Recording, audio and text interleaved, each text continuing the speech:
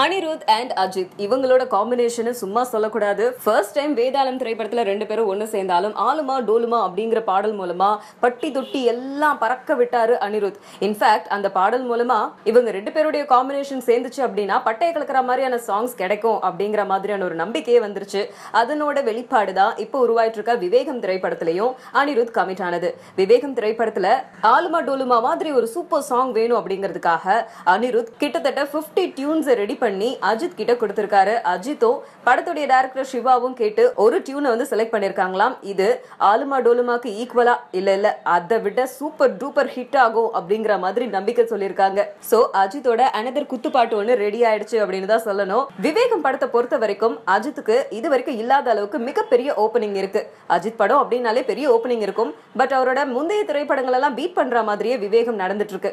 சத்யஜோதி தியாகராஜன் தயாரிச்சிருக்க இந்த திரைப்படத்துல அஜித்துக்கு ஜோடியா காஜல் அகர்வால் நடிச்சிருக்காங்க. படத்தோட பிசினஸ் எல்லாம் இப்ப பயங்கர பரபரப்பா போய்கிட்டு இருக்கு. அதுலயும் தமிழ்நாட்டுல சென்னை மதுரை ஏரியால எல்லாம் பெரும் விலைக்கு விற்கப்பட்டிருக்காம் படம். கோவையில மட்டும் படத்தோடைய உரிமையை 9 கோடிக்கு வியாபாரம் பண்ணிருக்காங்களாம். ஏற்கனவே நம்ம சத்யஜோதி பிலிம்ஸ் தயாரிச்ச தனுஷோட தொடரி படம், விக்ரம் பிரபு நடிச்சிருக்கிற சத்ரியன் திரைப்படம் இதெல்லாம் கொஞ்சம் சுமாரா போய்கிட்டு இருக்க நிலைமையில சத்யஜோதி பிலிம்ஸ் விவேகம் திரைப்படத்தை பெரிய அளவுல நம்பி இருக்காங்க. ஆக்சுவலா அவங்களோட நம்பிக்கை வீண் போகாது அப்படின்னு தான் சொல்லணும். ஏன்னா விவேகம் தொடர்ந்து ஏகப்பட்ட ரெக்கார்ட்ஸை பண்ணிக்கிட்டே இருக்காங்களே. ஃபார் எக்ஸாம்பிள் டீசர் பாத்தீங்கன்னா கடந்த மாதம் 11ஆம் தேதி யூடியூப்ல வெளியிடப்பட்டுச்சு. அடுத்தடுத்து பல சாதனைகளை பண்ணுச்சு. முக்கியமா சூப்பர் ஸ்டார் நடிச்ச கபாலி திரைப்படத்தோட சாதனையை முறியடிச்சது. தமிழ் திரைப்பட டீசர்கள்ல இது வரைக்கும் அதிக வியூஸ் பெற்ற ஒரு டீசரா கபாலி டீசர் இருந்துச்சு. இது வரைக்கும் 3,39,00,000 பார்வையாளர்கள் இதை பார்த்திருந்தாங்க.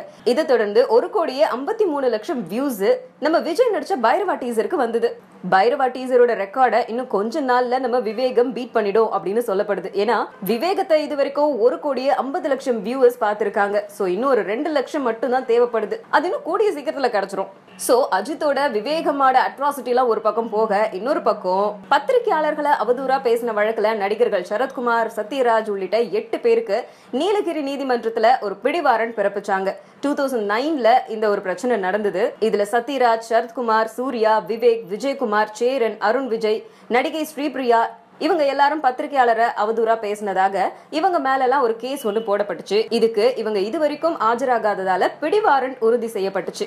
ஜூன் மாசம் 17ஆம் தேதிக்குள்ள 8 பேரையும் கைது செய்யணும் அப்படின்னு சொல்லப்பட்டது. பட் இதை தொடர்ந்து சென்னை ஹைகோர்ட்ல இவங்க எல்லாரும் மனு தாக்கல் பண்ணாங்க. அதை விசாரிச்ச நீதிபதிகள் நீலகிரியில இருக்கிற கோர்ட் பிறப்பித்த பிடிவாரண்ட்டுக்கு தடை விதிச்சதோட மட்டும் இல்லாம மறு உத்தரவு வர்ற வரைக்கும் வழக்க விசாரிக்க கூடாது அப்படின்னு சொல்லி விசாரணைய 2 வாரத்துக்கு ஒத்தி வச்சிருக்காங்க. சோ இந்த 8 ஆக்டர்ஸ்க்கும் இப்பதான் கொஞ்சம் ஹபாடா அப்படின்னு இருக்கும்.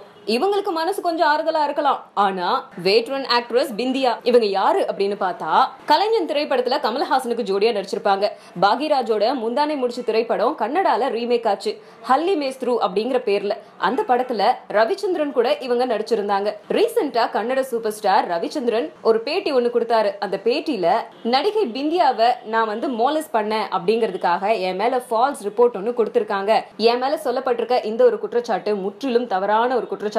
அதனால இந்த ஹீரோயின் மேல நான் கேஸ் போட போறேன். அதுக்கு அபதாரமா எனக்கு இவங்க ₹1 தரணும் அப்படின்னு சொல்லியிருக்காரு. என்னது ₹1? இவரோட கான்செப்டே புரியலையே அப்படின்னு பல பேர் குழப்பத்திலயும் சில பேர் ஷாக்கிங்லயும் இருக்காங்க.